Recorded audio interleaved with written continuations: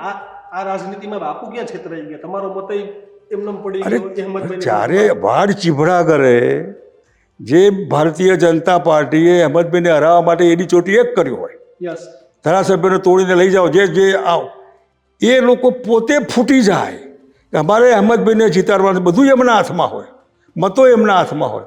મારો મત હતો મેં આપ્યો પેલી બાજુ કે આરએસએકની જોઈએ, ન હાર્યા. એનો અર્થ કે હું જે પ્રયોગ કરવા માગતો હતો એમાં હું સક્સેસ થયો, પણ મને મારું બહુ ભારે પડ્યું આ પ્રયોગ કરવામાં. બીજેપીના સામે બીજેપી અને અહેમદભાઈ એક છે એવું આ પ્રૂફ થયું, અને બંનેની સામે જો પ્રૂફ કરવા માગતો તમે એક છો, એક થયું, પણ મારે એક મત ખોટો અહેમદભાઈ માટે આપ્યા માટે. તમને અહેમદભાઈ ઉપર શંકા છે, ભાજપ ઉપર શંકા છે? મને જે સવાલ એ છે ને કે ભારતીય મારે હું કોંગ્રેસનો ધારાસભ્ય હતો, મારો મત મારે કોંગ્રેસને જ અપાય, અહેમદભાઈને જ અપાય, મારે ગડબડ ન કરાય.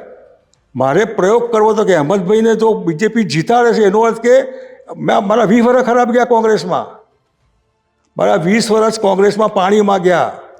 બીજેપીને હરાવવા માટેના મારા પ્રયત્નો બધા નિષ્ફળ જતા હતા. એનું મૂળ કારણ દિલ્હી હાઈકમાન્ડ.